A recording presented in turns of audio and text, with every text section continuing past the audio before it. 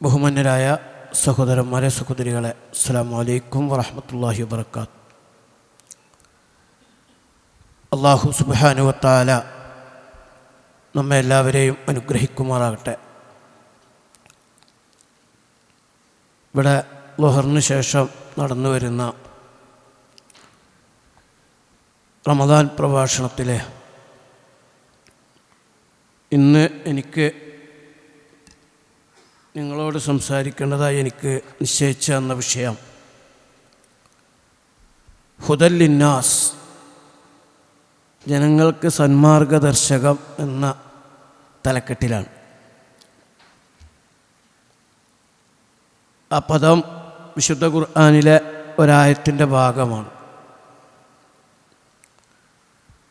ഷഹ്റു റമളാൻ അല്ലദീ ഉൻസില ഫീഹിൽ ഖുർആൻ ഹുദൽ ലിന്നാസി വബയ്യിനാത്തിൻ മിനൽ ഹുദാ വൽ ഫുർഖാൻ. റമളാൻ മാസത്തിലാണ് വിശുദ്ധ ഖുർആൻ അവതീർണമായത്. അത് ജനങ്ങൾക്ക് സന്മാർഗദർശകമാണ്. ഖുർആനെ വളരെ പ്രഥമമായി പരിചയപ്പെടുത്തിക്കൊണ്ട് പറഞ്ഞത് ഖുർആൻ ഹുദയാണ്, സന്മാർഗദർശകമാണ് എന്നാണ്. അപ്പം അതുമായി ബന്ധപ്പെട്ട ചില കാര്യങ്ങൾ ചർച്ച ചെയ്യുക എന്നത് മാത്രമാണ് ഞാൻ ഉദ്ദേശിക്കുന്നത്. കറണ്ടുമില്ല, എ സി ഇല്ലാത്തതുകൊണ്ട് ചൂടും ഉണ്ടാവും. അത് നമുക്ക് വേഗം അവസാനിപ്പിക്കാം. വിശുദ്ധ ഖുർആനെ റമളാൻ മാസത്തിൽ നമ്മൾ കാര്യമായി പഠന വിധേയമാക്കേണ്ട, അല്ലെങ്കിൽ ചർച്ചയ്ക്ക് വിധേയമാക്കേണ്ട ഒരു വിഷയമാണ്. നമ്മളിങ്ങനെ ചർച്ചയ്ക്ക് വിധേയമാക്കുമെങ്കിലും ഉദ്ദേശിച്ച തലത്തിലേക്ക് ഖുർആനെ കൊണ്ടെത്തിക്കാൻ ഇതുവരെ സാധിച്ചിട്ടില്ല. നമ്മുടെ സമുദായം വിശുദ്ധ ഖുർആനിനെ ഒരു ഒത്തു കിതാബായി ചുരുക്കി കെട്ടിയിരിക്കുകയായിരുന്നു. ഖുർആൻ ഓതിയാൽ പുണ്യം കിട്ടും, അപ്പോൾ ധാരാളമായി ഓതുവാനുള്ളത് എന്നത് മാത്രമായിരുന്നു ഖുർആനെക്കുറിച്ച കാഴ്ചപ്പാട്. യഥാർത്ഥത്തിൽ വിശുദ്ധ ഖുർആൻ അങ്ങനെ ഓതി കൂലി കിട്ടാൻ വേണ്ടി നിശ്ചയിക്കപ്പെട്ടൊരു കിതാബല്ല. ഓതിയാൽ കൂലി കിട്ടുമോ ഇല്ല എന്നുള്ളത് വേറെ ചർച്ചയാണ്. ഓതിയാൽ കൂലി കിട്ടും എന്നുള്ള കാര്യത്തിൽ അഭിപ്രായ വ്യത്യാസമില്ല. വിശുദ്ധ ഖുർആനിൽ പലമായി ബന്ധപ്പെട്ട് പല ഉദ്ധരണികളുണ്ട്. ഖുർആൻ ഓതുമ്പോൾ ഓരോ അക്ഷരത്തിനും പ്രതിഫലമുണ്ട്. അലിഫ് ലാം മീം എന്നുള്ളത് വേറെ വേറെ തന്നെ പ്രതിഫലമുണ്ട് എന്നൊക്കെ പഠിപ്പിക്കുന്നുണ്ട്. അതേപോലെ ഇത്തിരി പ്രയാസപ്പെട്ട് ഓതിയാൽ പോലും കൂലിയുണ്ട്. അൽ ബഖറയും ആലു ഇമ്രാനും ഓതുന്ന വീട്ടിൽ ശൈത്താൻ ഉണ്ടാവില്ല. സൂറത്തുൽ വാഖിയ ഓതുന്ന വീട്ടിൽ ദാരിദ്ര്യം ഉണ്ടാവില്ല. സൂറത്തുൽ മുൽക്കും സൂറത്തുൽ സുമറൊക്കെ ഓതാൻ തന്നെ നിർദ്ദേശിച്ചിട്ടുണ്ട് എല്ലാ ദിവസവും. സൂറത്തു സജദയും സൂറത്ത് യാസീനും രാത്രികളിൽ ഓതാൻ പറഞ്ഞിട്ടുണ്ട്. ഇപ്പോൾ ഓതുക എന്നുള്ളത് അംഗീകരിക്കപ്പെട്ടൊരു കാര്യമാണ്. അത് ഇസ്ലാം വളരെ പ്രാധാന്യം പഠിപ്പിച്ചൊരു കാര്യമാണ്. ഖുർആനെ സംബന്ധിച്ച് ആദ്യം പ്രഥമമായി പറയാനുള്ളത് ഖുർആൻ ഓതുക എന്നുള്ളതാണ്. അതേസമയം ഖുർആൻ്റെ ഉദ്ദേശം ഓതലല്ല, ഓതിയിട്ട് കൂലി കിട്ടലുമല്ല. മുസ്ലിം സമുദായത്തിന് കൂലി കിട്ടിക്കോട്ടെ എന്ന് കരുതി ഓതാൻ തന്ന കിതാബല്ല ഖുർആൻ. നമുക്ക് കൂലി കിട്ടാൻ വേണ്ടിയിട്ട് ഒരു സാധനം ഇറക്കി തന്നു, അങ്ങനെ ഓതുമ്പോൾ മുസ്ലിങ്ങൾക്ക് ഇങ്ങനെ കൂലി കിട്ടിക്കൊണ്ടിരിക്കും, അതിനു വേണ്ടി തന്നതല്ല. വളരെ നിർണിതമായും ഗണ്യതമായും ഖുർആൻ്റെ ലക്ഷ്യമായി പറഞ്ഞത് അത് സന്മാർഗദർശകമാണ് എന്നാണ്. ഹുദൽ ലിന്നാസ്, അത് മനുഷ്യർക്ക് സന്മാർഗദർശകമാണ്. ലിതുഖ്രിജന്നാസ മിനൽ ളുലുമാത്തി ഇലന്നൂർ, മനുഷ്യരെ ഇരുട്ടുകളിൽ നിന്ന് മോചിപ്പിച്ച് വെളിച്ചത്തിലേക്ക് നയിക്കലാണ്. ഇന്ന ഹാദൽ ഖുർആന യഹ്ദീ ലില്ലത്തി ഹിയ അഖ്വം, ഖുർആൻ ഒരു ജനതയ്ക്ക് ശരിയായ വഴി കാണിച്ചു കൊടുക്കും.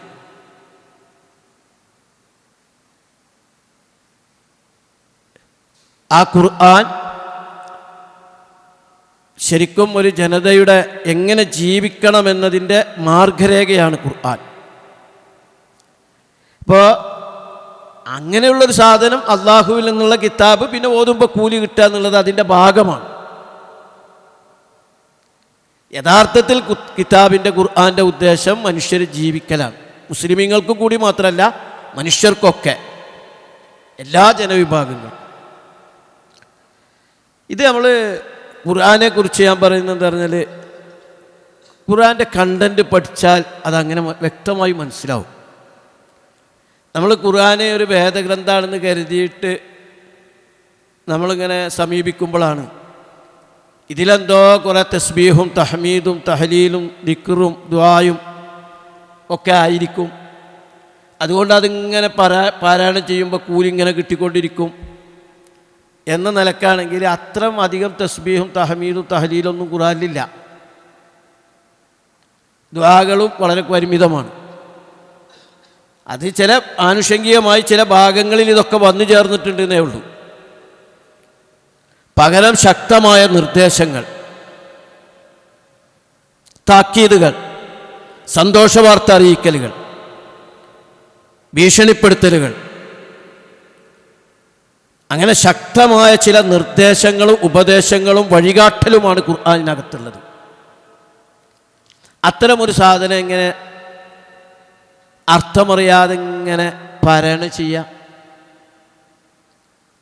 ഇനി ഞാൻ വ്യക്തമായി പറയാൻ ആഗ്രഹിക്കുന്നു, ഈ ഓതിയാൽ കൂലി കിട്ടും എന്നൊക്കെ പറഞ്ഞതും അർത്ഥമറിയാതെ ഓതിയാൽ കൂലി കിട്ടും എന്ന് വ്യക്തമാക്കപ്പെട്ടിട്ടില്ല.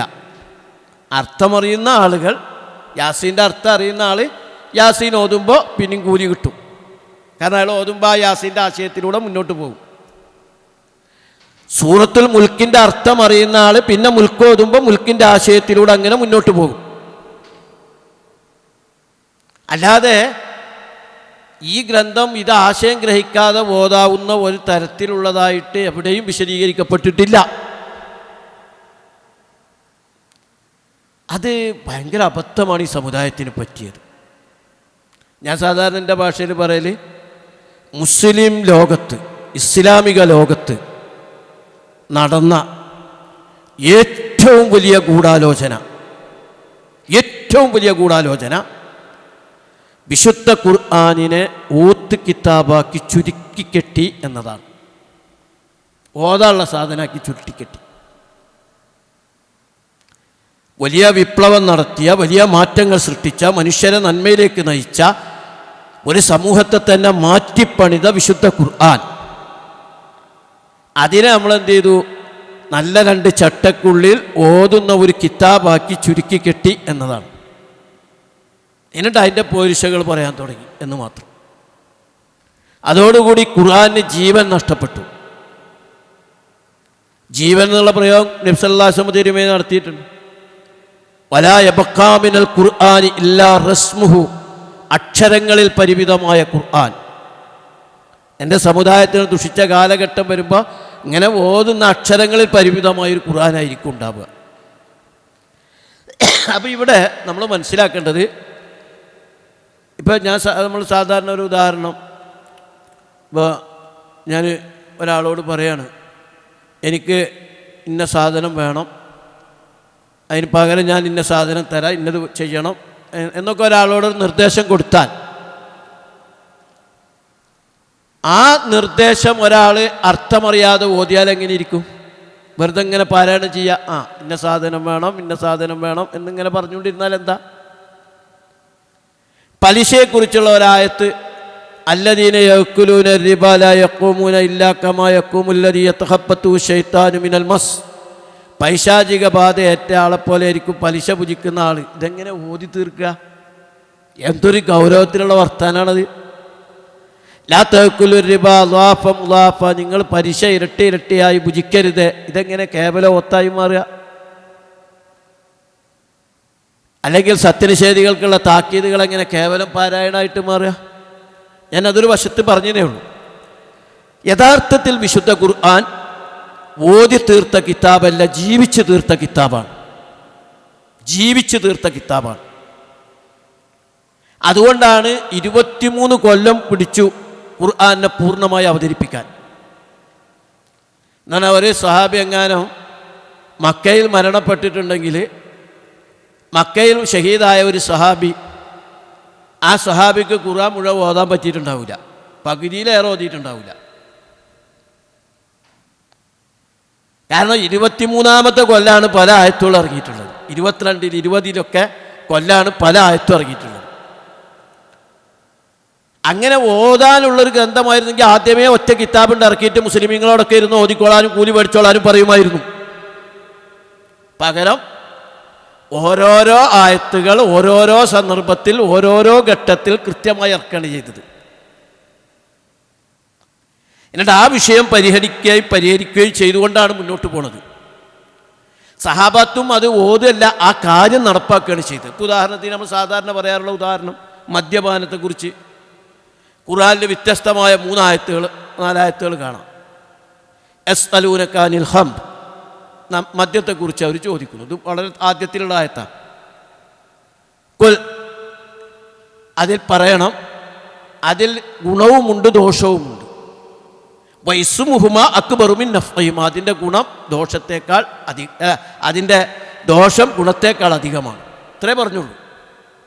പക്ഷെ അതവർ സ്വീകരിക്കുകയാണ്. കുറച്ച് കഴിഞ്ഞ് വലാ തഖ്റബു സ്വലാത്ത വഅദ്ദു സുക്കാറ, മദ്യപിച്ച് നിസ്കരിക്കാൻ പോകരുത്. പിന്നെ അവരോട് പറഞ്ഞു ഇന്നമൽ ഖംറു വൽ മൈസറു വൽ അൻസാബു വൽ അസ്ലാമു റിജ്സും മിൻ അമലി ശൈത്താൻ, മദ്യം നിഷിദ്ധമാണ്. ഫഹൽ അന്തും മുന്തഹൂൻ, നിങ്ങൾ വിരമിക്കുന്നില്ലേ? അതായത് ഫഹൽ അന്തും മുന്തഹു എന്നുള്ള ആയത്തിറങ്ങിയപ്പോഴേ, ഇപ്പം നമ്മളെ ഭാഷയിലാണെങ്കിൽ ആ അന്തുമിൻ്റെ താഴെ എവിടുന്ന് വരണം, എവിടെ മണിക്കണം, എങ്ങനെ ഓതണം എന്നാണ് നമ്മൾ ചർച്ച ചെയ്യുന്നത് നമ്മുടെ സമുദായം. പക്ഷേ ഫഹൽ അന്തും മുന്തഹു, നിങ്ങൾ വിരമിക്കുന്നില്ലേ എന്ന് ഖുർആൻ ചോദിച്ചപ്പോൾ സഹാബാക്കളെ ആ ആയത്ത് ഓതുകയല്ല ചെയ്തത്, വേറൊരു വാക്ക് പറയുക ചെയ്തത്. ഞാൻ പറഞ്ഞത് ശ്രദ്ധിക്കുക. അതായത് ഫഹൽ അന്തും മുന്തഹൂൻ, നിങ്ങൾ മദ്യത്തിൽ നിന്ന് വിരമിക്കുന്നില്ലേ എന്ന് ഖുർആൻ ചോദിച്ചപ്പോൾ ആ ആയത്ത് ഈണത്തിൽ ഓതി തീർക്കല്ല മുസ്ലിമീങ്ങൾ ചെയ്തത്. പകരം മുസ്ലിമീങ്ങൾ ചെയ്തത് ഇൻതഹൈന, ഞങ്ങൾ വിരമിച്ചു എന്ന് പറയാണ് ചെയ്തത്. ഇൻതഹൈന, ഞങ്ങളിതാ വിരമിച്ചിരിക്കുന്നു. എന്നാൽ നിങ്ങൾ വിരമിക്കുന്നില്ലേ എന്ന് ഖുർആൻ ചോദിച്ചപ്പോൾ ആ ചോദ്യം ഇങ്ങനെ അർത്ഥം അറിയാതെ ഓതല്ല ചെയ്തത്. പകരം ഞങ്ങളിതാ വിരമിച്ചു എന്ന് മറുപടി കൊടുക്കുകയാണ് ചെയ്തത്. അപ്പം ഈ വിഷയങ്ങൾ ഇങ്ങനെ നമ്മൾ പഠിക്കുമ്പോൾ ഓരോ ജീവിതത്തെയും മാറ്റി മാറ്റി മാറ്റി അവർക്ക് മാർഗദർശനം കൊടുക്കുകയാണ് ഖുർആൻ ചെയ്തത്. ശരിക്കും 6-ാം നൂറ്റാണ്ടിലെ ജനതക്കാണുള്ള ഖുർആൻ ഇറങ്ങുന്നത്. അങ്ങനെ ഖുർആൻ ഇറങ്ങിയപ്പോൾ ഏറ്റവും മോശമായൊരു സമൂഹം. പക്ഷേ നമ്മളിങ്ങനെ നോക്കിയൊക്കെ അവരെ ഓരോന്നും മാറ്റി മാറ്റി മാറ്റി പിന്നെ അവസാന ഖുർആൻ സമാപിപ്പിക്കുമ്പോൾ ലോകത്ത് ഇതിനേക്കാൾ നല്ല ഒരു സമൂഹത്തെ നിങ്ങൾക്ക് മാതൃകയായിട്ട് ഒരാൾക്കും കാണിച്ചു തരാൻ കഴിയില്ല. ഒരു വിഷയത്തിലല്ല, എല്ലാ വിഷയത്തിലും. കാരണം അവരാ മാർഗത്തിലൂടെ ജീവിച്ചപ്പോൾ ഇതിനേക്കാൾ ഉത്തമമായൊരു സമൂഹത്തെ കാണാൻ കഴിയില്ല. അത് അവർ ആ ഖുർആൻ്റെ അപ്പം കിട്ടിയ ആളുകൾ മാത്രമല്ല, ആ പ്രകാശം ലോകത്തൊക്കെയും ചൊരിഞ്ഞു എന്നാണ് ഞാൻ പറയാം. ഇപ്പോൾ ഉദാഹരണം വസ്ത്രം ധരിക്കാൻ വേണ്ടി ഖുർആൻ പറഞ്ഞു. ഖുർആനാണ് ശക്തമായി പറഞ്ഞത്, മനുഷ്യർ വസ്ത്രം ധരിക്കേണ്ടതുണ്ട്. അത് നമ്മുടെ കേരളത്തിലൊന്നും വസ്ത്ര സംസ്കാരം ഉണ്ടായിരുന്നില്ല. കേരളത്തിലെ ബഹുഭൂരിപക്ഷം ജനതയും വസ്ത്രം ധരിച്ചിരുന്നില്ല, വസ്ത്രം ധരിക്കാൻ പാടില്ല. ധരിച്ചിരുന്ന ഉന്നത കുലജാതർ പോലും അല്പവസ്ത്രധാരികളും പല ഘടനയുമായിരുന്നു ഉണ്ടായിരുന്നത്. പക്ഷേ ഇവിടുത്തെ ഹൈന്ദവർക്ക് പോലും ഖുർആൻ്റെ വെളിച്ചാണ് പിന്നീട് കിട്ടിയത്. ടിപ്പു സുൽത്താനാണ് വസ്ത്രം ധരിക്കണമെന്ന ഓർഡിനൻസ് ഇറക്കിയത്. വസ്ത്രം ധരിക്കണം, നിങ്ങളതിൽ കാശില്ലെങ്കിൽ ഞാൻ തരാം, തുണിയില്ലെങ്കിൽ ഞാൻ മൈസൂറിൽ നിന്ന് കൊണ്ടു തരാം, വസ്ത്രം ധരിക്കൽ നിർബന്ധമാണ് എന്ന് ഓർഡിനൻസ് ഇറക്കുന്നത് ടിപ്പു സുൽത്താനാണ്. അങ്ങനെയാണ് കേരളത്തിൽ വസ്ത്രധാരണം തുടങ്ങിയത്. ഒരു വസ്ത്രധാരണത്തിലല്ല, മൊത്തം വിഷയം. അതുകൊണ്ടാണ് സാമൂതിരി രാജാവ് പറഞ്ഞത് ഒരാളെങ്കിലും ഒരു ഹൈന്ദവ കുടുംബത്തിൽ നിന്ന് ഇസ്ലാം സ്വീകരിക്കണം. കാരണം ആ ഒരാളിലൂടെ ഇവരുടെ ജീവിത സംസ്കാരം ലോകത്തിനുണ്ടായി കിട്ടും എന്ന് വന്നത്. കാരണം ഖുർആൻ ഒരു പുതിയ സംസ്കാരം, പുതിയ വഴി, പുതിയ മാർഗം ലോകത്തിന് കാണിച്ചു കൊടുക്കുകയായിരുന്നു. അതിലൊരു ഉദാഹരണമാണ് സമത്വം. ലോകത്തിന് അങ്ങനെ ഒരു സംഗതി അറിയില്ല. സമത്വം എന്ന് പറയുന്ന ഒരു കാഴ്ചപ്പാടുള്ള ഒരു ദർശനവും വന്നില്ല. മതദർശനങ്ങൾ പോലും പൗരോഹിത്യത്തിൻ്റെയും ജാതീയതയുടെയും അടിസ്ഥാനത്തിലായിരുന്നു. ലോകത്താർക്കില്ല. ഞാൻ പറഞ്ഞപ്പോൾ നമ്മളെ ഈ അടുത്ത കാലം വരെ ഇപ്പോഴും നമ്മുടെ സമൂഹത്തിൽ ഈ വർണ്ണപെറിയും വംശപെറിയും നിലനിൽക്കുകയാണ്. ഇപ്പം നമ്മൾ ഈ ജൂതന്മാരുടെ ഇസ്രായേലിൻ്റെ ഒക്കെ അടിസ്ഥാനം മുസ്ലിം വിരോധം എന്നതിനേക്കാൾ അപ്പുറം അവരുടെ ജാതീയതയാണ്, വംശീയതയാണ്. ഇപ്പം നമ്മൾ വീട്ടിൽ കുറേ ഉറുമ്പ് തിളച്ചാൽ കുറേ ഉറുമ്പ് പൊടി ഇട്ട് അതിനാണ് നശിപ്പിക്കും. നമ്മളാരും ഇത്രയും ഉറുമ്പ് ചത്തലോ വിചാരിച്ചാൽ അവിടെ കരയൊന്നുമില്ല. ഇതേപോലെയാണ് പലസ്തീനി കുഞ്ഞുങ്ങളെ കൊല്ലുമ്പോൾ അവർക്ക് അത്രേ മനസ്സിലുള്ളൂ. കാരണം അത് മനുഷ്യരായിട്ട് അവർ കാണാൻ തയ്യാറില്ല. പക്ഷെ വിശുദ്ധ ഖുർആൻ അതിശക്തമായ ഭാഷയിൽ മനുഷ്യരൊന്നാണെന്ന സങ്കല്പം പഠിപ്പിച്ചു എന്നുള്ളതാണ്. അത് കാണിച്ച വഴി, അതിൻ്റെ ഒരു വെളിച്ചം നിസ്സാര വെളിച്ചമല്ല. മതങ്ങൾ പോലും, ക്രിസ്ത്യാനികൾ പോലും പറഞ്ഞത് ആണും പെണ്ണും തമ്മിലുള്ള വ്യത്യാസം കൽപ്പിച്ചിരുന്നു, പൗരോഹിത്യം കൽപ്പിച്ചിരുന്നു. പുരോഹിതന്മാർ ഇന്ന കസീറൻ മിനൽ അഹ്ബാരി വർ റുഹ്ബാനി എന്നൊക്കെ പറഞ്ഞിട്ട് അവരുടെ പൗരോഹിത്യത്തിൻ്റെ നില കാണിച്ചിരുന്നു. ആദ്യ പാപം ചെയ്തത് പെണ്ണാണെന്ന് പറഞ്ഞ് പെണ്ണിൻ്റെ തലയിൽ വെച്ച് കെട്ടിയിരുന്നു. വിശുദ്ധ ഖുർആൻ പറഞ്ഞു മിൻ നഫ്സിൻ വാഹിദ, മനുഷ്യരെ മുഴുവൻ സൃഷ്ടിച്ചത് ഒരൊറ്റ നഫ്സിൽ നിന്നാണ്, ഒരു നഫ്സിൽ നിന്ന്. ഞാൻ ഹലക്കിനാക്കും ദക്കരിം വംസാ എന്നുള്ളത് മാത്രമല്ല, മിൻ നഫ്സിൻ വാഹിദ, ഒരാത്മാവിൽ നിന്ന്. ഇതിൻ്റെ ഒരു പ്രയോഗവൽക്കരണം അതിനേക്കാൾ അത്ഭുതകരമാണ്. മനുഷ്യരൊന്നാണെന്ന് പറയുക മാത്രമല്ല, അള്ളാഹുവിൻ്റെ റസൂൽ അത് കാണിച്ചേ നിങ്ങൾ ശ്രദ്ധിച്ചിട്ടുണ്ടോ? മദീനയിലെ സാധാരണ പൗരൻ ജീവിക്കുന്ന അതേപോലെ മദീനയിലെ ഭരണാധികാരി ജീവിച്ചു. അല്ല, വേണമെങ്കിൽ ഒരു പടി താഴെ ജീവിച്ചു. ലോകത്തിന് അതുവരെയുള്ള പരിചയം എന്താന്ന് പറഞ്ഞാൽ രാജാവാണ് ജീവിക്കുന്നത്, പ്രജകൾ അതിൻ്റെ ഇംഗിതത്വത്തിനനുസരിച്ച് വിധേയരായി കഴിയാണ്. ഇപ്പം ഇവിടെയൊക്കെ നമ്മളെ രാജ്യത്തും ഈ നാട്ടുരാജാക്കന്മാരാണ് ജീവിക്കുന്നത്. അവരാണ് എല്ലാ സമ്പത്തും കയ്യിലാക്കിയിട്ടുള്ളത്. അവരുടെ കീഴിൽ അടിമകളെപ്പോലെ പ്രജകൾ. റോമയും പേർഷ്യയൊക്കെ അങ്ങനെയാണ്. റോമാ സാമ്രാജ്യത്തിൻ്റെ രാജാവ് സ്വർണ്ണ നൂല് കൊണ്ട് നെയ്ത കട്ടിൽ കിടക്കും, സ്വർണ്ണ കിരീടം വെച്ച് ചൂടി നടക്കും, മുന്നിൽ പരവതാരി നടക്കും, ആളുകൾ എന്ത് വേണമെങ്കിലും ചെയ്യാനുള്ള അധികാരം. അതിൻ്റെ താഴെ മനുഷ്യരൊക്കെ കീടങ്ങളെപ്പോലെ. പക്ഷേ റസൂലുള്ളാഹി സ്വല്ലല്ലാഹു അലൈഹി വസല്ലം തിരുമേനി മദീന രാഷ്ട്രത്തിൻ്റെ ഭരണാധികാരിയായി, മദീന വിശാലമായി. അപ്പോഴും റസൂലിൻ്റെ വീട് കുടിൽ തന്നെയാണ്. ലോകത്തൊരു ഭരണാധികാരി ഇത്രയും ചെറിയ കുടിലിൽ ജീവിച്ചിട്ടുണ്ടെങ്കിൽ അത് മുഹമ്മദ് റസൂലുള്ളാഹി ഖുലഫാഉർ റാഷിദുകളും മാത്രം. റസൂലിൻ്റെ കട്ടിന് ഈന്തപ്പനയുടെ വള്ളി കൊണ്ടുണ്ടാക്കിയതാണ്. റസൂലിൻ്റെ തലയിണ ഈന്തപ്പനയുടെ കുരുട്ടിട്ടുള്ള തലയണ. ഇതിന്നൊരു സ്റ്റെപ്പ് ഉയരാൻ റസൂൽ അനുവദിച്ചിട്ടില്ല എന്ന്. രാജാക്കന്മാർ യുദ്ധത്തിന് പോകുമ്പോൾ ആ സൈന്യം യുദ്ധം ചെയ്യും, രാജാക്കന്മാർ അവിടെ ഇരിക്കുകയോ നിർദ്ദേശം നൽകുകയോ ചെയ്യും. പക്ഷെ അള്ളാഹുവിൻ്റെ റസൂല് അവരുടെ കൂട്ടത്തിൽ പാറ വെട്ടുന്നു, കല്ല് വെട്ടുന്നു, എല്ലാം റസൂല് ചെയ്യാണ്. എല്ലാം റസൂല്. അപ്പോഴാണ് ഖുർആൻ പറഞ്ഞ ലഖദ് കാന ലക്കും ഫീ റസൂലില്ലാഹി ഉസ്വത്തുൻ ഹസന, റസൂലിൽ ഉത്തമ മാതൃകയുണ്ട്. അത് ഫിഖ്ഹി മസല നോക്കിയിട്ട് പറഞ്ഞല്ല, അഹ്സാബ് യുദ്ധത്തിൻ്റെ പശ്ചാത്തലത്തിലാണ് അള്ളാഹുവിൻ്റെ റസൂല് പറഞ്ഞത് സാധാരണക്കാരനെ പോലെ പാറ വെട്ടുന്ന റസൂലാണ് നിങ്ങൾക്ക് മാതൃക എന്ന് വിശേഷിപ്പിച്ചത്. ഇവിടെയൊക്കെ അതിൻ്റെ അസമത്വം എത്ര ഭീകരമായിരുന്നു. ഞാൻ സാധാരണ പറയാറുള്ള പോലെ ഗാന്ധിജിക്ക് പോലും ഈ ഇന്ത്യയുടെ രാഷ്ട്രപിതാവാണ് ഗാന്ധിജി. ആ ഗാന്ധിജിക്ക് പോലും ഇല്ലത്തേക്ക് പ്രവേശനമില്ലായിരുന്നു. നിശ്ചിത വാരാകലെ ഒരു ഷെഡ് കെട്ടിയിട്ട് അവിടെ നിൽക്കും ഗാന്ധിജി. വൈക്കം സത്യാഗ്രഹത്തിന് വന്നിട്ട് അത്രയും ദൂരം നിന്നിട്ട് ഇല്ലത്തെ തിരുമേനി അരമനയിൽ ഇരുന്നിട്ട് ഇങ്ങനെ സംസാരിക്കും. ഗാന്ധിജി എന്ന് പറഞ്ഞത് സവർണനാ, ക്ഷത്രിയനാ, പക്ഷെ ബ്രാഹ്മണനല്ല. അതിൻ്റെ പേരിൽ ഇല്ലത്തേക്ക് പ്രവേശനമില്ല. ഇതിൻ്റെയൊക്കെ 1800 വർഷം മുമ്പ് സാഹോദര്യത്തിൻ്റെ ഉദാത്തമായ മാതൃക. ആ മാതൃക എന്നൊക്കെ പറയാൻ ഞെട്ടിപ്പോവും. ബിലാൽ റളിയല്ലാഹു അൻഹുവിനൊക്കെ ഉയർത്തി ഉന്നത സ്ഥാനങ്ങളിലെത്തിക്കുന്ന മാതൃക. ഈ വഴി തുറന്നു കൊടുത്തത് യഥാർത്ഥത്തിൽ ഇസ്ലാമാണ്. എല്ലാ മേഖലയിലും. ഇപ്പോൾ സാമ്പത്തിക രംഗം നമ്മൾ ശരിക്കും ചർച്ച ചെയ്യേണ്ട വിഷയമാണ്. എന്തെല്ലാം സാമ്പത്തിക വ്യവസ്ഥകളൊന്നും ഖുർആൻ കാണിച്ച് വഴി കാണിച്ച പോലെ ഒരു സാമ്പത്തിക വ്യവസ്ഥ ലോകത്തിന് സ്വപ്നം കാണാൻ കഴിഞ്ഞിട്ടില്ല. ഇപ്പോൾ ഏതാണ്ട് 1400 കൊല്ലം കഴിഞ്ഞു. സാമ്പത്തിക രംഗത്ത് ഒരുപാട് ഗവേഷണങ്ങളും ചിന്താധാരകളും സിദ്ധാന്തങ്ങളും വന്നു. പക്ഷേ അടിസ്ഥാനപരമായി മനുഷ്യർക്ക് മൊത്തം വിജയിക്കാൻ കഴിയുന്ന ഒരു സാമ്പത്തിക വ്യവസ്ഥ ലോകത്തിൻ്റെ മുമ്പിൽ വെക്കാൻ മുതലാളിത്തത്തിനോ കമ്മ്യൂണിസത്തിനോ മിക്സഡ് എക്കോണമിക്കോ സാധിച്ചിട്ടില്ല.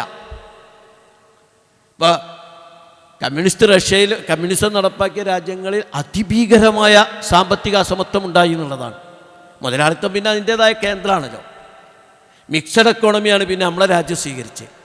ഈ മിക്സഡ് എക്കോണമിയിൽ എന്താ സംഭവിച്ചാൽ ഇപ്പോഴും രാജ്യത്തിൻ്റെ സമ്പത്തിൻ്റെ 90% വീട്ടുകാരുടെ കയ്യിലാണ്. 75% സമ്പത്ത് 10-ൽ താഴെ കുടുംബങ്ങളുടെ കയ്യിലാണ്.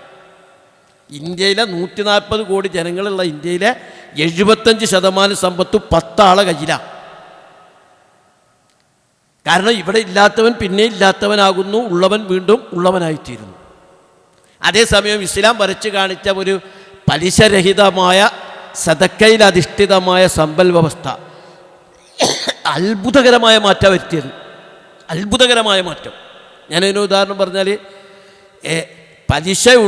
പലിശാധിഷ്ഠിത സമ്പൽ വ്യവസ്ഥയിൽ ഉള്ള മുതലാളി വീണ്ടും വീണ്ടും സമ്പന്നനാവും, പാവപ്പെട്ടവൻ ഒരിക്കലും കരകയറൂല. അതേസമയം സദക്കയിലൂടെ മുതലാളിയും സമ്പന്നനാകുന്നു, സാധാരണക്കാരനും ഉയർന്നു പോകുന്ന ഒരു ഘടനയാണ് ഖുർആൻ വരച്ച് കാണിച്ചത്.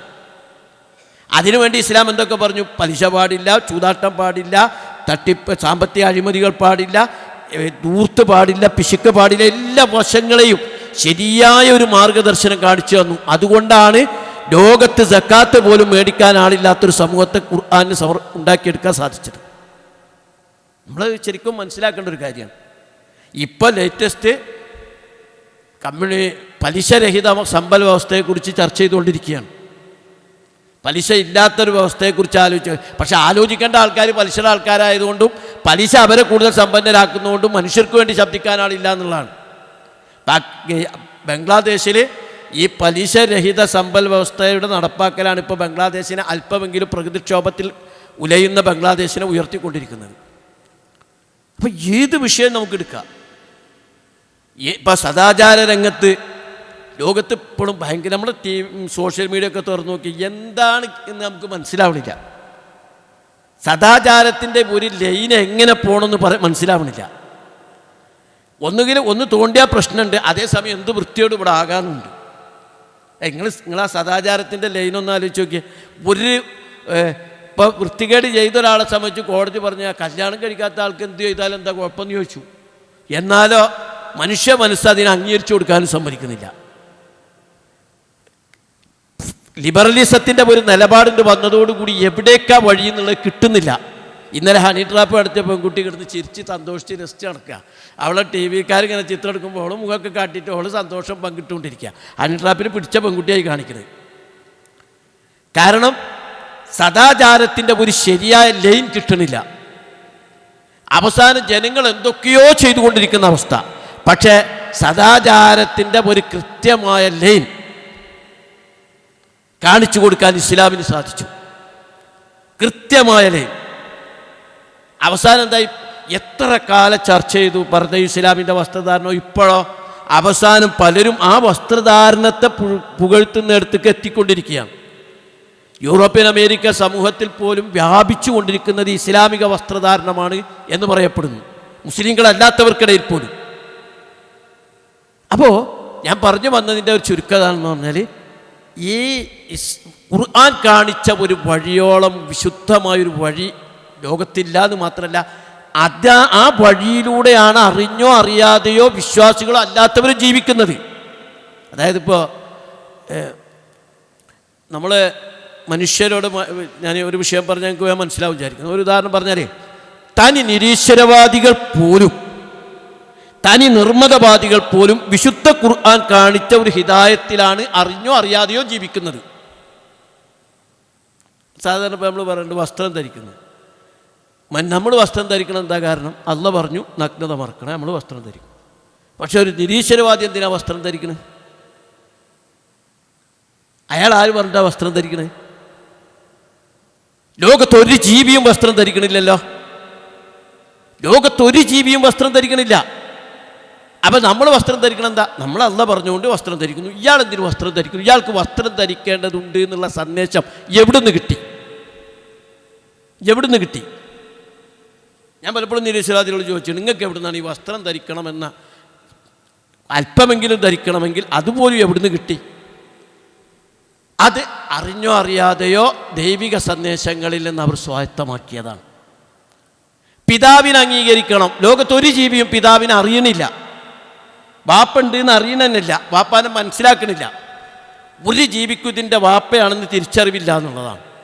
മനുഷ്യന് മാത്രമേ ഉള്ളൂ. പക്ഷെ വാപ്പാനെ തിരിച്ചറിയണമെന്നും അച്ഛനെ തിരിച്ചറിയണമെന്നും ബഹുമാനിക്കണമെന്നും മനുഷ്യനെ പഠിപ്പിച്ചത് ഏത് വ്യവസ്ഥിതിയാണ്? അപ്പം ഞാൻ പറഞ്ഞു വന്നെന്താ പറഞ്ഞാൽ, അറിഞ്ഞോ അറിയാതെയോ ഇസ്ലാമിൻ്റെ എതിരാളികൾ പോലും ഇസ്ലാമിനെ സ്വീകരിക്കുന്നത്, ഇസ്ലാമിൻ്റെ വ്യവസ്ഥകളെ സ്വീകരിക്കുന്നുണ്ട് എന്ന് നമ്മൾ മനസ്സിലാക്കണം. അപ്പം ശരിക്കും നമ്മൾ വിശുദ്ധ ഖുർആനാണ് ലോകത്ത് വിപ്ലവങ്ങളും മാറ്റങ്ങളും ഉണ്ടാക്കിയത്. നമ്മൾ പോലും പോയി ഖുർആൻ അനുസരിച്ച് വല്ലാതെ ജീവിക്കുന്നില്ലെങ്കിലും അറിഞ്ഞറിയാതെയോ നമ്മൾ ഖുർആൻ തന്നെയാണ് ജീവിക്കുന്നത്. പക്ഷേ കുറേ കൂടി നമ്മൾ ഇനി ശ്രദ്ധിക്കേണ്ടതെന്ന് പറഞ്ഞാൽ, എൻ്റെ ജീവിതത്തിൻ്റെ ഗതി നിർണ്ണയിക്കാനുള്ള അവകാശം അല്ലാഹ്ക്കാണ്. വമല്ലം യഹ്കും ബിമാ അൻസലല്ലാഹു ഫഉലൈക ഹുമുൽ കാഫിറൂൻ. ആരല്ല ഇറക്കിയ ഖുർആൻ അനുസരിച്ച് ജീവിതത്തിൻ്റെ പ്രശ്നങ്ങൾക്ക് വിധി കൽപ്പിക്കുന്നില്ല, അയാൾ കാഫിറാണ്. ഞാൻ എന്ത് ചെയ്യണമെന്ന് എന്നോട് ആത്യന്തികമായി കൽപ്പിക്കാനുള്ള അധികാരം അല്ലാഹ്ക്കാണ്. അല്ലാഹുടെ നിർദ്ദേശങ്ങൾ ഖുർആനിനകത്താണ്. ഞാൻ എന്ത് തിന്നണം, എന്ത് തിന്നരുത്, ഞാൻ എങ്ങനെ ജീവിക്കണം, എങ്ങനെ ജീവിക്കരുതെന്ന് എന്നോട് പറയാനുള്ള അധികാരം അല്ലാഹ്ക്കാണ്. ആ നിർദ്ദേശങ്ങൾ മുഴുവൻ അടങ്ങുന്നത് ഖുർആനിനകത്താണ്. ഖുർആൻ കൈകാര്യം ചെയ്യാത്ത ഒരു വിഷയവും ഇല്ല എന്നുള്ളതാണ് ഏറ്റവും അത്ഭുതകരമായ. ഒരു നിസ്സാരമെന്ന് നമുക്ക് തോന്നുന്ന വിഷയങ്ങൾ മുതൽ രാജ്യകാര്യങ്ങളടക്കം, കുടുംബകാര്യങ്ങളടക്കം, സാമൂഹിക കാര്യങ്ങളടക്കം, അനന്തരാവകാശ നിയമങ്ങളടക്കം, വ്യക്തി ജീവിതത്തിൻ്റെ കാര്യങ്ങളടക്കം എല്ലാ കാര്യങ്ങളും വിശുദ്ധ ഖുർആൻ കൈകാര്യം ചെയ്യുന്നു. അതിങ്ങനെ ഒരു ഉപദേശം പോലെ പറയില്ല, ഇത് ചെയ്തെങ്കിലേ രക്ഷയുള്ളൂ, ഇത് ചെയ്തിട്ടില്ലെങ്കിൽ രക്ഷയില്ല, ഇത് ചെയ്തിട്ടില്ലെങ്കിൽ ദൈവിക ശിക്ഷയുണ്ടാകും, ഇത് ചെയ്തിട്ടില്ലെങ്കിൽ നിങ്ങൾ നാശത്തിലേക്ക് കൂപ്പുകുത്തുമെന്ന താക്കീതോടു കൂടിയാണ് എല്ലാ കാര്യങ്ങളും വിശുദ്ധ ഖുർആൻ പറഞ്ഞു വെച്ചിട്ടുള്ളത്. അപ്പോൾ പിന്നെ നമ്മൾ ഈ ഖുർആനെ അങ്ങനെ മനസ്സിലാക്കേണ്ടതില്ലേ? ഈ ജീവിതം നയിക്കുന്ന ഒരു മനുഷ്യൻ തൻ്റെ ജീവിതം എന്താകണമെന്ന് നിർദ്ദേശിക്കുന്ന വിശുദ്ധ ഖുർആനിനകത്ത് എന്താണ് പറഞ്ഞതെന്ന് അറിയാതെ പോകുന്നത് എങ്ങനെ പറ്റും? നിർഭാഗ്യവശാൽ നമ്മളെ ഒന്നാമത് എൻ്റെ ജീവിതത്തിൽ ഞാൻ എന്ത് ചെയ്യണമെന്ന് തീരുമാനിക്കാനുള്ള അധികാരം അല്ലാഹ്ക്കാണെങ്കിൽ ഖുർആൻ എന്ത് കൽപ്പിച്ചോ അത് അങ്ങനെ തന്നെ സ്വീകരിക്കണം. അപ്പം നമ്മൾ നേരത്തെ മദ്യത്തിൻ്റെ കാര്യം പറഞ്ഞ പോലെ പലന്തും മുന്തഹൂന്ന ഖുർആനോട് ചോദിക്കുമ്പോൾ ഇന്ദഹൈന, ഇതാ ഞങ്ങൾ വിരമിച്ചു. പിന്നെ ഒരു പാതിരാക്ക് പോലും രഹസ്യമായിട്ട് ഒരു തുള്ളി കുടിക്കണില്ലെങ്കിൽ ഈ കുടിക്കാൻ വെച്ചാണ്ട് കുടിക്കട്ടെ എന്ന് പറയുന്നില്ല. എന്താണോ അല്ലാഹ് പറഞ്ഞത് അതങ്ങനെ തന്നെ അങ്ങ് സ്വീകരിക്കുക. ജീവിതത്തിൻ്റെ ഒരു വിഷയത്തിൽ ഒരു വഴി കിട്ടാതെ ഖുർആൻ്റെ മുമ്പിൽ അലയേണ്ടി വരില്ല. ഇന്ന കാര്യത്തിൽ എന്താ ചെയ്യേണ്ടത്, ഓരോന്നും അതിൻ്റെ പ്രാധാന്യവും ഘടനയും അനുസരിച്ച് അതിന് വിശുദ്ധ ഖുർആൻ ഒന്ന് പഠിച്ചാൽ നമുക്കത് മനസ്സിലാക്കാൻ കഴിയും. ഇന്ന വിഷയത്തിൽ പറഞ്ഞിട്ടില്ലല്ലോ എന്ന് പറയുന്ന ഒരു കാര്യം ഉണ്ടാവില്ല എന്നുള്ളതാണ് അതിൻ്റെ ബേസ്. അതുകൊണ്ട് ആ ബേസിലൂടെ മുന്നോട്ട് പോകുമ്പോൾ ഒരു ജനതയെ മുച്ചൂട് മാറ്റിയെടുക്കാൻ സാധിക്കുന്നു. ഒരു ഒട്ടകത്തിൻ്റെ കയറിന് വേണ്ടി യുദ്ധം ചെയ്ത ആൾക്കാർ, മുന്നിൽ പോയവൻ്റെ കുതിരയുടെ പുറത്ത് പിന്നിൽ വന്നവൻ്റെ കുതിര ചവിട്ടി എന്നതിൻ്റെ ഒറ്റ പേരിൽ പതിറ്റാണ്ടുകൾ യുദ്ധം ചെയ്ത ആൾക്കാർ.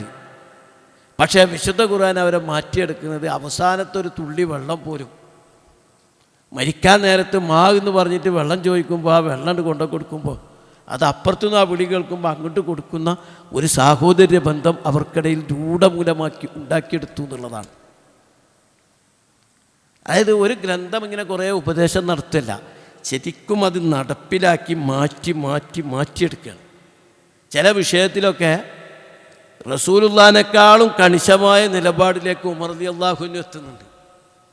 റസൂലുള്ളാഹിനെക്കാളും എന്ന് പറയാം, റസൂലുള്ളാഹിക്കാലം എന്ന് പറഞ്ഞാൽ നമുക്കിങ്ങനെ കാണുമ്പോൾ റസൂലിനെ പോലെ കണിശമായ നിലപാടിലേക്ക് അബൂബക്കർ സിദ്ദീഖ് റളിയല്ലാഹു അൻഹു എത്തുന്നുണ്ട്. കാരണം ഇവരെ പ്രേരിപ്പിക്കുന്ന വിധത്തിലാണ് ആ ഖുർആനിൻ്റെ ആശയം അവരിലേക്ക് എത്തുന്നത്. റസൂലിൻ്റെ മുമ്പിൽ കളിച്ച് ചിരിച്ച് പെൺകുട്ടികൾ നിൽക്കുമ്പോൾ,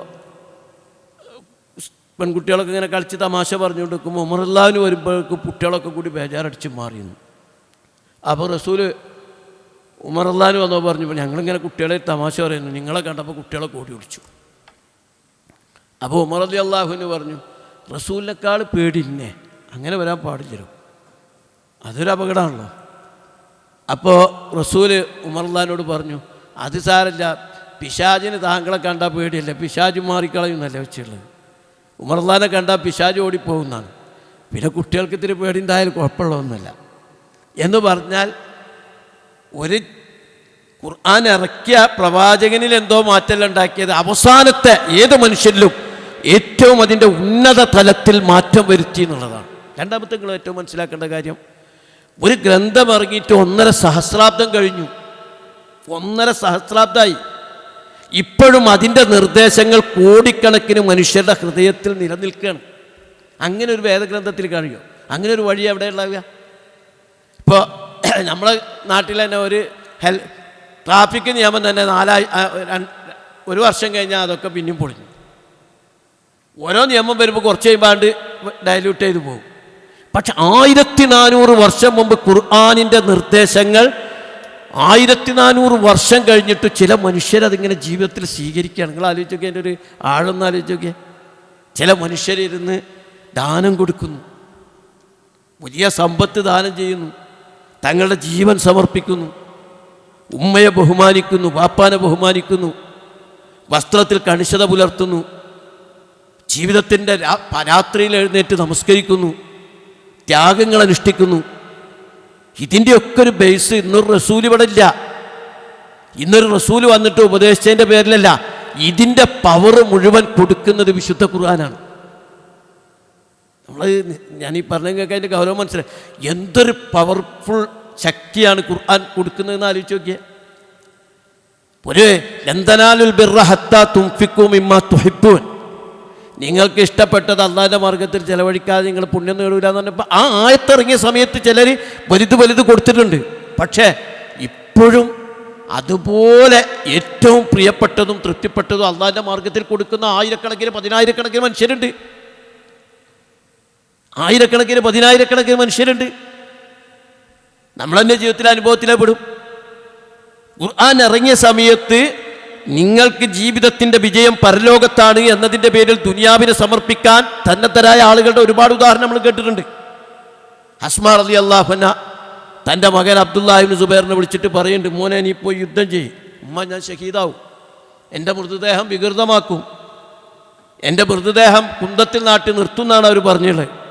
അപ്പോൾ ആ 100 വയസ്സുള്ള അസ്മാ റളിയല്ലാഹു അൻഹ അബ്ദുല്ലാഹി ഇബ്നു സുബൈറിനോട് ചോദിക്കുന്നുണ്ട്, എടാ ആടിനെ അറുത്തിട്ട് പിന്നെ അതിൻ്റെ തൊലി ഉരിച്ചിട്ട് ആട് കിടന്ന് വിഷമിക്കുമോ? ഒരു ഉമ്മയാണ് ഈ ചോദിക്കണത്, 100 വയസ്സുള്ള ഉമ്മ. ആടിനെ അറക്കാൻ കൊണ്ടാണ് ആട് വിചാരിക്കുകയാണ് ഇന്ന അറുത്ത് കഴിഞ്ഞാൽ പിന്നെ എൻ്റെ തൊലി ഉരിയോലോ എന്ന് വിചാരിച്ച് ആട് വിഷമിക്കുമോ? അർത്താ പിന്നെ തൊലി ഉരിയ തിന്നെന്തെങ്കിലും ആയിക്കോട്ടെ, നീ അത് നോക്കണം. എന്താ പോ. 100-ാം വയസ്സിൽ ഭരണാധികാരിക്കെതിരെ സമരത്തിന് തൻ്റെ മകനെ പറഞ്ഞു വിടുന്ന ഉമ്മ. ഹൻസാ റളിയല്ലാഹു അൻഹ ഖാദിസിയ യുദ്ധത്തിൻ്റെ തലേ ദിവസം 4 മക്കളെയും വിളിച്ചു വരുത്തിയിട്ട് പ്രേരിപ്പിക്കുകയാണ്, പോ. മക്കൾ പറഞ്ഞു ഞങ്ങൾ പോകുക തന്നെയാണ്, പക്ഷേ ഉമ്മാനെ കാണൂല, ഇത് അവസാനത്തെ കാണല ഉമ്മാനെ. അപ്പോൾ ആ ഹൻസാ റളിയല്ലാഹു അൻഹു പറയാണ്, അല്ലെങ്കിലും എനിക്ക് നിങ്ങളെന്തിനാ കാണണം? എനിക്കിവിടെ കാണണ്ട, എനിക്ക് കാണേണ്ടടുത്ത് കാണണം. അങ്ങനെ പറഞ്ഞ് 4 മക്കളെ പറഞ്ഞു വിട്ട് 4 മക്കളും രക്തസാക്ഷിയാകുന്നുണ്ട്. ആ ഉമ്മ രണാങ്കണത്തിൽ എണ്ണി നടക്കുന്നുണ്ട് മക്കൾ 4 രക്തസാക്ഷിയായി എന്ന് ഉറപ്പ് വരുത്തിയപ്പോൾ ആ ഉമ്മ പറഞ്ഞത് അൽഹംദുലില്ലാഹില്ലദി സറഫനി ബി ഖത്ലിഹിം, 4 മക്കളുടെ രക്തസാക്ഷിത്വത്തിലൂടെ എന്നെ അനുഗ്രഹിച്ച അള്ളാഹുവെ നിനക്ക് സ്തുതി. ഇത് നേരത്തെ പറഞ്ഞ അബ്ദുല്ലാഹി ഇബ്നു സുബൈറിനെ ഇതേപോലെ തന്നെ ഷഹീദായി അദ്ദേഹത്തിൻ്റെ തല കുന്തത്തിൽ കുത്തി നിർത്തുന്നുണ്ട്. എന്നിട്ട് അസ്മാ റളിയല്ലാഹുവിനോട് മാപ്പ് പറയാൻ പറഞ്ഞപ്പോൾ പോയി പണിയൊക്കാൻ പറഞ്ഞു. ഇത് ഞാൻ പറഞ്ഞത് തന്നെ ഖുർആൻ അന്ന് കൊടുത്ത പ്രചോദനമാണ്, ആവേശമാണ്. പക്ഷേ അത് 1400 കൊല്ലം കഴിഞ്ഞിട്ട് ഗസയിലും ഈജിപ്തിലും ഇതിനേക്കാൾ ശക്തമായ ഉദാഹരണങ്ങൾ കാണാൻ കഴിയും. അത് ഏത് ഗ്രന്ഥത്തിനാ സാധിക്കുക? ഇതിനേക്കാൾ ശക്തമായ ഉദാഹരണം. 17 വയസ്സ് ചോരത്തിളപ്പുള്ള മോൻ്റെ കുപ്പായം കഴിച്ചിട്ട് അതിൻ്റെ പുറത്ത് പേരെഴുതി വെക്കുകയാണ് പച്ചമഷിക്ക്. ആരാ എഴുതുന്നത്? ഉമ്മ. 10 മാസം ഗർഭചുമന്ന് നൊന്തുപെറ്റ ഉമ്മ അവൻ്റെ പുറത്ത് പേരെഴുതി വെക്കുക. എന്തിനാ? അടുത്ത നിമിഷം ഇവൻ ചിന്നിച്ചിതറി മാംസകഷ്ണങ്ങളായിട്ട് തെറിച്ചു പോകുമ്പോൾ എൻ്റെ മോൻ്റെ മയ്യത്ത് നിസ്കരിക്കണമെങ്കിൽ എവിടെ നിസ്കരിക്കുക? ആ പേരെഴുതിയ മാംസകഷ്ണം കിട്ടിയാൽ അത് മുന്നിൽ വെച്ച് എനിക്ക് നിസ്കരിക്കാമല്ലോ എന്ന് പറഞ്ഞ് ചോരത്തിളപ്പുള്ള മോൻ്റെ പുറത്ത് പേരെഴുതി വെക്കണം ഉമ്മാനെ നമ്മൾ കാണുന്നുണ്ട്. അതേപോലെ തന്നെ 18 വയസ്സുള്ള മോൻ്റെ ശരീരത്തിൽ ആയുധങ്ങൾ ചിന്നിക്കൊടുത്ത് സമരത്തിന് പറഞ്ഞയക്കുന്ന ഉമ്മമാരെ നമുക്ക് പലസ്തീനിൽ കാണുന്നുണ്ട്. കാരണം അതുകൊണ്ടാണല്ലോ ഇപ്പോഴും പലസ്തീൻ ജനതയ്ക്ക് പ്രചോദനമേകുന്നത് ഏതാണെന്ന് ലോകം ചോദിക്കുന്നുണ്ട്. എങ്ങനെ പലസ്തീൻ ജനതയ്ക്ക് പ്രചോദനം കിട്ടുന്നു? അതിനവർക്ക് എടുത്ത ഉത്തരം എന്താണെന്ന് ചോദിച്ചാൽ, പലസ്തീൻ ജനത ഖുർആനിനെ മുറുകെ പിടിച്ചിരുന്നു. ഈ ജാതി ആക്രമണങ്ങളൊക്കെ നടക്കുമ്പോഴും ഒരു വെടിനിർത്തലുണ്ടായ സന്ദർഭത്തിലാണ് പലസ്തീൻ ജനത 600 ചില്ലാനും കുട്ടികൾക്ക് ഹാഫിലിങ്ങൾക്ക് സനത് കൊടുത്തത്. ഒരൊറ്റ രാത്രി കിട്ടിയപ്പോൾ കുപ്പായക്കെട്ട് പൊത്തുകളിൽ നിന്നും മാളങ്ങളിൽ നിന്നും വന്നിട്ട് ഇവർ സനത് കൊടുത്തു ഈ കുട്ടികൾക്ക്. ഇപ്പം യുദ്ധം ഈ ആക്രമണം അവസാനിച്ച സന്ദർഭത്തിൽ 500 ചില്ലാനും കുട്ടികൾക്ക് സനത് വേറെ കൊടുത്തു. കാരണം ഉമ്മ ഷഹീദായ, വാപ്പ ഷഹീദായ, സഹോദരങ്ങൾ ഷഹീദായ, തങ്ങൾ പാർത്തിരുന്ന വീട് കൽക്കൂമ്പാരമായ ആ കൽക്കൂമ്പാരത്തിൻ്റെ മുകളിൽ ഇരുന്നു കൊണ്ട് 8 വയസ്സുള്ള കുട്ടി ഖുർആൻ ഓതുന്നത് ദശലക്ഷക്കണക്കിന് ആളുകളാണ് കേൾക്കുന്നത്. ആളുകൾ ചോദിക്കണ ഒരൊറ്റ ചോദ്യമുള്ളൂ, എവിടുന്ന് കിട്ടണേ ഈ ആവേശം? കാരണം അത് ഖുർആൻ കൊടുത്തൊരു വെളിച്ചത്തിൽ നിന്ന് കിട്ടുന്നതാണ്. ഇപ്പോൾ കിട്ടിയ വിവരമനുസരിച്ച് പലസ്തീൻ കുട്ടികളുടെ ഖുർആൻ പാരായണം 30 മില്യൺ യൂറോപ്യൻ അമേരിക്ക സമൂഹത്തെ സ്വാധീനിച്ചു എന്നാണ് പറയുന്നത്. ഈ കുട്ടികൾ, ഈ കൊല്ലപ്പെടുന്ന കുട്ടികളുടെ ഇടയിൽ ഞാൻ പറഞ്ഞു വന്നതെന്ന് പറഞ്ഞാൽ, ഇതുപോലൊരു സ്വാധീനിക്കപ്പെടുന്ന ഒരു ഗ്രന്ഥം വേറെ ഉണ്ടാവില്ലല്ലോ. ഏറ്റവും കൂടുതൽ ആളുകൾ വായിക്കപ്പെടുന്ന, ഏറ്റവും കൂടുതൽ ആളുകൾ മനഃപ്പാഠമാക്കപ്പെടുന്ന, അല്ലെങ്കിൽ ഒരു ജനത ഒരു ഗ്രന്ഥത്തിൻ്റെ നിർദ്ദേശത്തിനനുസരിച്ച് ജീവിക്കപ്പെടുന്നുണ്ടെങ്കിൽ അങ്ങനത്തെ ഒരു ഗ്രന്ഥം ഖുർആൻ അല്ലാതെ വേറെ ഉണ്ടാവില്ല.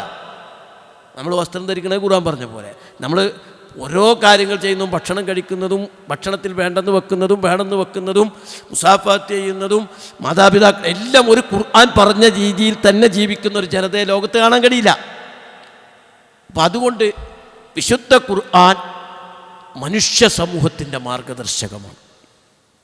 മനുഷ്യർ നേരിടുന്ന നുറുങ്ങുന്ന 100 പ്രശ്നങ്ങളുടെ യഥാർത്ഥ പരിഹാര മാർഗം വിശുദ്ധ ഖുർആനിനകത്തുണ്ട്. ഇപ്പോൾ ലോകത്ത് ഏതെങ്കിലും ഒരു വിഷയം ഉണ്ടായി നോക്കട്ടെ, അതിൻ്റെ പരിഹാരം ഖുർആൻ സമർപ്പിക്കുന്നുണ്ട്. സാമ്പത്തിക പ്രതിസന്ധിക്ക് ഖുർആൻ പറയുന്നു, നിങ്ങൾ പലിശ ഒഴിവാക്ക്, അഴിമതി ഒഴിവാക്ക്, ചൂതാട്ടം ഒഴിവാക്ക്, പരസ്പര സഹായം വെച്ച് നോക്ക്, മുതലാളിയും സമ്പന്നനാവും, പാവപ്പെട്ടവനും സമ്പന്ന. ഒറ്റ വാക്യമുള്ളൂ ഖുർആൻ. ഖുർആൻ പറയാണ് ലോകത്തിൻ്റെ സമ്പൽ വ്യവസ്ഥ, ഇപ്പോൾ പ്രത്യേകിച്ചും ഈ കാലഘട്ടത്തിലെ സമ്പൽ വ്യവസ്ഥ, ഇതിനെ അന്ന് റസൂലുള്ളാഹിയുടെ കാലത്തും റമളാൻ്റെ കാലത്തൊക്കെ ഒരുപാട് പരിമിതികളുണ്ടായിരുന്നു. എന്നിട്ട് പോലും സക്കാത്ത് മേടിക്കാൻ ആളില്ലാത്ത സമൂഹത്തെ സൃഷ്ടിക്കാൻ സാധിച്ചെങ്കിൽ ഇന്ന് ശരിക്കും സാധിക്കും. ഇപ്പം ഞാൻ ഉദാഹരണം പറയാം, കേരളത്തിലെ മുസ്ലിമീങ്ങളുടെ സക്കാത്ത് ശരിക്കും കണക്കാക്കേണ്ട പോലെ കണക്കാക്കിയിട്ട് കൊടുത്താൽ 2 കൊല്ലം മുമ്പൊക്കെ 5 കൊല്ലം എന്ന് പറയുന്നത്, ഇപ്പം 2 കൊല്ലം പോലും വേണ്ട.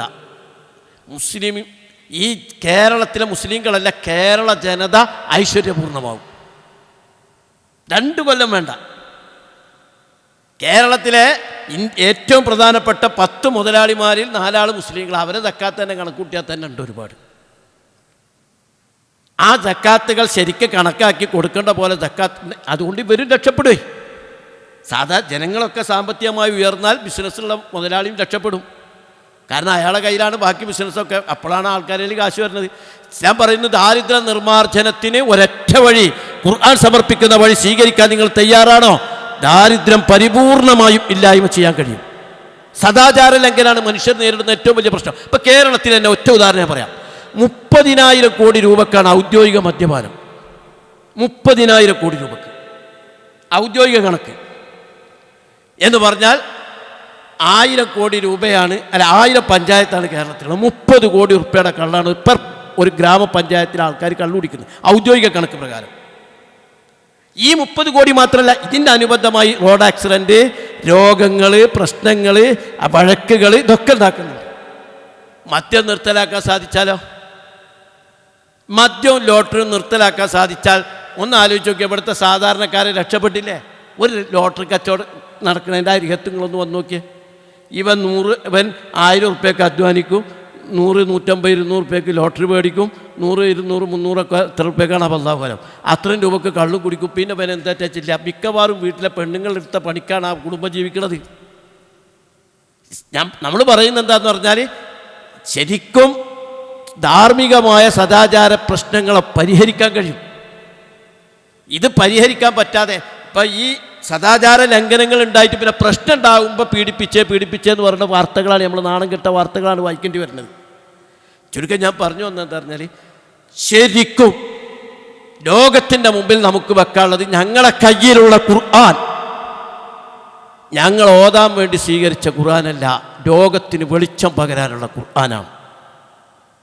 ലോകം നേരിടുന്ന എല്ലാ പ്രശ്നങ്ങളുടെയും പരിഹാരമാർഗമായി ലോകത്തെ സൃഷ്ടിച്ച, മനുഷ്യരെ സൃഷ്ടിച്ച സ്രഷ്ടാവായ അല്ലാഹു തആല മനുഷ്യർക്ക് നൽകിയ കിതാബാണ് ഖുർആൻ. അവരുടെ സാമൂഹിക, സാമ്പത്തിക, രാഷ്ട്രീയ, വ്യക്തി ജീവിതത്തിലെ ഓരോ പ്രതിഭാസങ്ങളെയും നമുക്ക് പരിഹരിക്കാൻ കഴിയും. ഇപ്പോൾ ഒരൊറ്റ ഉദാഹരണം, ഈ രാജ്യം സമ്പന്നമാകാൻ രാഷ്ട്രീയക്കാർ നടത്തുന്ന അഴിമതി ഇല്ലാതായാൽ മതി. എത്ര കോടി രൂപയുടെ അഴിമതിയാണെന്ന കണക്ക് പറഞ്ഞ് ഒരാൾ കട്ടത് 50,000, ഒരാൾ കട്ടത് 1.25 ലക്ഷം കോടി രൂപയാണ്. 1.25 ലക്ഷം കോടി രൂപ. അത് 2000-ൻ്റെ നോട്ട് വെച്ചൊരായുസ് എണ്ണിയാലേ തീരുള്ളൂ അത്രേ. ഈ 1.25 ലക്ഷം കോടി രൂപ 2000-ൻ്റെ നോട്ട് ഇങ്ങനെ എണ്ണിയാൽ ഒരായുസ് വേണം എണ്ണി തീർക്കാൻ. ഇതാണ് ഒരാൾ നടത്തിയ അഴിമതി. ഉമർ റളിയല്ലാഹു അൻഹുവും അതേപോലെ അബൂബക്കർ സിദ്ദീഖ് റളിയല്ലാഹു അൻഹു, അലി റളിയല്ലാഹു അൻഹു അള്ളാഹിനെ പേടിച്ച് ഭരണം നടത്തിയതുപോലെ ഒരു ഭരണാധികാരി നമ്മുടെ സമൂഹത്തിലുണ്ടായിക്കഴിഞ്ഞാൽ ഈ രാജ്യം ഐശ്വര്യപൂർണ്ണമായില്ലേ? തനിക്ക് ഖജനാവിൽ നിന്ന് കിട്ടിയ ധാന്യം അധികം എടുത്താൽ അള്ളാഹ് കണക്ക് പറയേണ്ടി വരുമോ? രാജ്യത്ത് ശേഖരിക്കപ്പെട്ട ആപ്പിൾ കൂമ്പാരത്തിൽ നിന്നൊരു ആപ്പിൾ എൻ്റെ കുട്ടിയെടുത്താൽ അള്ളാഹിനോട് ഉത്തരം പറയേണ്ടി വരുമോ? വിളക്ക് കത്തിക്കൊണ്ടിരിക്കുന്ന വിളക്ക് മുന്നിൽ വെച്ച് ഭരണകൂടത്തിന് രാജ്യത്തിൻ്റെ വിളക്ക് ഉപയോഗിച്ചിട്ട് കുശലാന്വേഷണം നടത്തിയ അള്ളാഹ് കണക്ക് പറയേണ്ടി വരുമോ എന്ന് ചിന്തിക്കുന്ന ഒരു ഭരണാധികാരിയെ കിട്ടിയാൽ ഈ നാട് ഐശ്വര്യപൂർണ്ണമായില്ലേ? തൻ്റെ രാജ്യത്തെ ഒരു പാവപ്പെട്ട കുടുംബം പട്ടിണി കിടന്ന് ആ മരുഭൂമിയിൽ വന്നിക്കണമെന്ന് പറഞ്ഞ് ഓടിച്ചെല്ലണം ഉമർ റളിയല്ലാഹു അൻഹു. അവർ പട്ടിണി കിടക്കണ കാണുന്നത് ഉമർ റളിയല്ലാഹു അൻഹു ഒത്തിരി പ്രായമുള്ള കാല മൂപ്പര് ഓടി ആ മരുഭൂമിയിലൂടെ ചാടി ചാക്ക് തലയിലേറ്റിയിട്ടാണ് കൊണ്ടുവന്ന് കൊടുക്കുന്നത്. എത്ര സ്ഥലത്ത് വീണെന്നറിയോ? ഉമർ റളിയല്ലാഹു ഈ ചാക്കും കൊണ്ട് വീഴുന്നുണ്ട്. അപ്പോൾ ആ ഭൃത്യനായ അസ്ലം, സേവകനായ അസ്ലം പറഞ്ഞു, അവസാനം ആ ഖലീഫ ഞാൻ ചുമന്നോളാന്ന് പറഞ്ഞപ്പോൾ ഉമർ റളിയല്ലാഹു അൻഹു ചോദിച്ച ഒരൊറ്റ ചോദ്യമുണ്ട്, അസ്ലമേ നാളെ പരലോകത്തെൻ്റെ ചുമട് ചുമക്കാൻ നീ ഉണ്ടാവുമോ? ദൈവബോധത്തിലും പരലോകബോധത്തിലും അധിഷ്ഠിതമായൊരു ഭരണകൂടത്തിനെ സൃഷ്ടിക്കപ്പെട്ട് കഴിഞ്ഞാൽ പിന്നെ ഏത് പ്രജയെ പ്രശ്നപ്പെടുക? ഏത് പ്രജയാണ് കഷ്ടപ്പെടുക? എവിടെ നീതി നിഷേധിക്കപ്പെടുക? എവിടെ മനുഷ്യർ പ്രയാസപ്പെടുക? ഏതൊരാൾക്കും തന്നെ ഇപ്പം നമുക്ക് തന്നെ സാമാന്യം എന്തായാലും ഖുർആൻ അനുസരിച്ച് ജീവിക്കുന്ന ഒരു മോനെ നമുക്ക് എടുക്കുമ്പോൾ അല്ലാത്തൊരു മോളെ വിടാൻ പറ്റുമോ? എവിടെയെങ്കിലും പഠിപ്പിക്കാൻ വിടാൻ പറ്റുമോ? ഏത് തെറ്റിലേക്കാണ് വഴി തെറ്റിപ്പോൾ ഖുർആൻ അനുസരിച്ച് ജീവിക്കുന്ന നിങ്ങളുടെ ഒരു മോളെ നിങ്ങൾക്ക് എവിടേക്കും പറഞ്ഞു വിടാം. അതേസമയം ഖുർആൻ്റെ വഴിയിൽ പെടാത്ത ഒരാ മോളെ നിങ്ങൾക്ക് എവിടേക്ക് പറഞ്ഞേക്കാൻ കഴിയും? എങ്ങനെ ജീവിക്കാൻ കഴിയും? ഞാൻ പറഞ്ഞു വന്നത് ശരിക്കും ഈ ലോകത്തിന് വെളിച്ചം പകരാനുള്ളതാണ് അള്ളാൻ്റെ കിതാബ്. ആ വെളിച്ചത്തിലൂടെ പുതിയ ലോകം മുന്നോട്ട് പോയാൽ ഇസ്ലാമിക ലോകത്തിന് എന്നല്ല ഏത് ജനവിഭാഗത്തിനും രക്ഷ കിട്ടും. എന്നോടൊരു സുഹൃത്ത് ചോദിച്ചു, ഒരു മുസ്ലിം സുഹൃത്ത് ചോദിച്ചു, നിങ്ങളെ മാതാപിതാക്കൾ ബഹുമാനിക്കുന്നത് നിങ്ങളെ മതം അനുസരിച്ചും ഞങ്ങളും ആ സുഹൃത്ത് മുസ്ലിം വിശ്വാസിയല്ല, ഞങ്ങളും മാതാപിതാക്കളെ ബഹുമാനിക്കുന്നത് തമ്മിലെന്താ അത്ര വ്യത്യാസം ചോദിച്ചു. ഞാൻ പറഞ്ഞു, നിങ്ങൾ മാതാപിതാക്കളെ ബഹുമാനിക്കുന്നത് എന്തുകൊണ്ടാണെന്ന് എനിക്ക് മനസ്സിലായിട്ടില്ല. ഇനി നിങ്ങളെ പ്രസവിച്ച് പോറ്റി വളർത്തിയവരാണെന്ന ഒരർത്ഥത്തിലാണെങ്കിൽ ആ ബഹുമാനത്തിനൊരു പരിമിതിയുണ്ട്. ഞാൻ എൻ്റെ മാതാപിതാക്കളെ ബഹുമാനിക്കുന്നത് എന്നെ പ്രസവിക്കുകയും പോറ്റി വളർത്തിയതും മാത്രമല്ല, നാളെ റബ്ബിൻ്റെ മുമ്പിൽ ഈ മാതാപിതാക്കളെക്കുറിച്ച് ഞാൻ ഉത്തരം പറയേണ്ടി വരുമെന്ന ബോധത്തിലാണ് ഞാൻ എൻ്റെ മാതാപിതാക്കളെ ബഹുമാനിക്കുന്നത്. അതിനൊരൊറ്റ ഉദാഹരണം ഞാൻ പറഞ്ഞു തന്നെ, വിശുദ്ധ ഖുർആനിൽ പറഞ്ഞല്ലോ, വലാ തഖുൽ ലഹുമാ ഉഫിൻ, ചേന്ന് പോലും മാതാപിതാക്കളോട് പറയരുത് എന്നാണ്. അത് വേണമെങ്കിൽ ഇപ്പോൾ ഒരു ഭൗതികനും പറഞ്ഞു കൊടുക്കുക, ചേന്ന് പോലും മാതാപിതാക്കളോട് പറയരുത്. പക്ഷേ അടുത്ത വാചകം ഏത് ഭൗതികന് പറഞ്ഞു കൊടുക്കാൻ പറ്റും? വൈമ്മാ തോലിള്ളാൻ ഉപത്തി ആ റഹ്മത്തും റബ്ബിക തർജൂഹ വകുല്ലഹും ഖൗലൻ മൈസൂറ എന്ന് പറഞ്ഞതിന് മുമ്പേ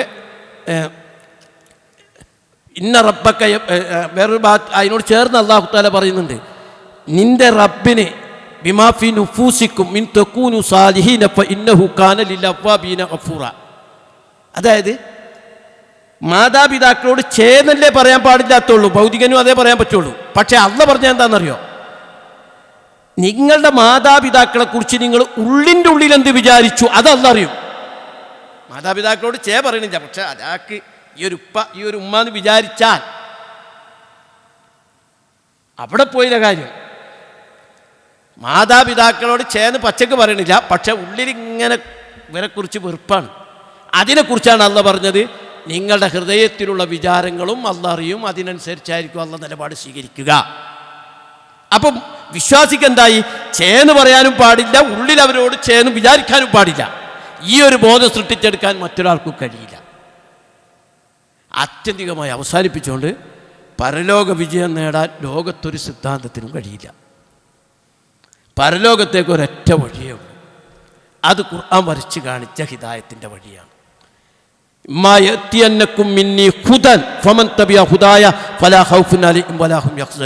എൻ്റെ പക്കൽ ആദ്യത്തെ മനുഷ്യൻ ഇറങ്ങുമ്പോൾ തന്നെ അള്ള പറഞ്ഞെന്ന് ആദ്യ നബിനെ ഇറക്കുമ്പോൾ തന്നെ പറഞ്ഞ്, എൻ്റെ പക്കൽ നിന്നുള്ള ഹിദായത്ത് നിങ്ങൾക്ക് കിട്ടി, അതിലൂടെ നിങ്ങൾക്ക് പോയാൽ നിങ്ങൾക്ക് വ്യസനിക്കേണ്ടി വരില്ല, വിഷമിക്കേണ്ടി വരില്ല, ദുഃഖിക്കേണ്ടി വരില്ല. അതുകൊണ്ട് വിശുദ്ധ ഖുർആനിനെ നമ്മുടെ ജീവിതത്തിൻ്റെ മാർഗരേഖയായി നമ്മൾ സ്വീകരിക്കണം. അല്ലാഹുവിൻ്റെ റസൂൽ പറഞ്ഞു, അലാ ഇന്നഹാ സതകൂനു ഫിത്ന, ഒരു കുഴപ്പം പിടിച്ച കാലം വരാനുണ്ട്. ഫൽ മഖ്റജു യാ റസൂലല്ലാഹ്, അല്ലാഹുവിൻ്റെ റസൂൽ ആ കുഴപ്പം പിടിച്ച കാലത്ത് നിന്ന് രക്ഷപ്പെടാനുള്ള വഴി എന്താ? കിതാബുല്ലാഹ്, അല്ലാഹുവിൻ്റെ കിതാബ്. ഫീ നബഉ മാ കാന ഖബലകും വഖബറു മാ ബഅദകും, അതിൽ കഴിഞ്ഞു പോയ ജനതയുടെ ചരിത്രമുണ്ട്, വരാനിരിക്കുന്നവരുടെ കഥയുണ്ട്. വഹുക്കുമു മാ ബൈനക്കും, നിങ്ങൾക്കിടയിലുള്ള പ്രശ്നങ്ങളുടെ തീർപ്പ് കൽപ്പിക്കുന്നുണ്ട്. അത് മൻ ഖാല ബിഹി സദഖ വമൻ അമില ബിഹി അദില, അത് പറഞ്ഞവൻ സത്യം പറഞ്ഞു, അതനുസരിച്ച് ജീവിച്ചവൻ നീതി കാണിച്ചു. അഥവാ പിൽക്കാലത്ത് വരാനിരിക്കുന്ന സങ്കീർണ പ്രശ്നങ്ങളെ പരിഹരിക്കാനുള്ള ഒറ്റമൂലി അത് വിശുദ്ധ ഖുർആനാണ്. ബ്രിട്ടീഷുകാർ ഇന്ത്യ വിട്ടു പോകുമ്പോൾ ഇന്ത്യൻ പാർലമെൻറ്റിൻ്റെ മുന്നിലൊരു വാചകം എഴുതി വെക്കാൻ വേണ്ടിയിട്ട് അവർ ആലോചിച്ചു. അപ്പോഴും അവർക്ക് കിട്ടിയത് സന്ദേശം അവസാനം അത് ഗീതയും ബൈബിളും വേദങ്ങളൊക്കെ അവർ പരിശോധിച്ചു. അവസാനം ഖുർആനിൽ നിന്നൊരു വചനം കിട്ടി, ഇന്നല്ലാഹ ലാ യുഗയ്യിറു മാ ബിഖൗമിൻ ഹത്താ യുഗയ്യിറു മാ ബിഅൻഫുസിഹിം. ഒരു ജനത സ്വയം മാറ്റത്തിന് വിധേയമാകാതെ അള്ളാഹു അവരെ മാറ്റത്തിന് വിധേയമാക്കൂല. കാരണം അതും ശരി, നമ്മളിപ്പോൾ ഇന്ന് ഒരു വിഷയം നമ്മൾ നേരിടുന്നു, അതിൻ്റെ പരിഹാരം ഖുർആനിനകത്തുണ്ടാവും. ഞാൻ എൻ്റെ ജീവിതത്തിലെ ഒരുപാട് അനുഭവങ്ങളാണ്. എങ്ങനെ വെച്ചാൽ നമ്മൾക്ക് ഇന്നൊരു പ്രശ്നം ഉണ്ടല്ലോ, അപ്പം കാണാതെ അങ്ങോട്ട് വരും. ഈ അടുത്ത് സൂറത്ത് തൗബ ഖുർആൻ ക്ലാസ് എടുക്കുമ്പോൾ റമദാനായിട്ട് സക്കാത്തൊന്ന് ക്ലാസ് എടുക്കണം ആയത്തിൽ എന്ന് വിചാരിച്ചു. 60-ാമത്തെ ആയത്തിൻ്റെ സക്കാത്ത്. അപ്പോൾ ആരോ അതിൽ കമൻറ്റ് പറഞ്ഞു, സക്കാത്ത് പറയേണ്ട സമയത്ത് അപ്പോൾ ആയത്ത് അവിടെ എത്തി. നിങ്ങളിന്നൊരു പ്രശ്നം നേരിട്ട് നോക്കിയേ, ജീവിതത്തിൽ എന്തോ ഒരു സങ്കീർണ്ണ പ്രശ്നം, ഖുർആനൊന്നുണ്ട് മറിച്ച് നോക്കിയാൽ മതി, അല്ലാഹു തആല ഒരു പരിഹാരം കാണിച്ചു തരും. ഖുർആനെ സ്നേഹിക്കുകയാണെങ്കിൽ, ഖുർആനെ വഴികാട്ടിയായി നമ്മൾ സ്വീകരിച്ചാൽ നമ്മൾ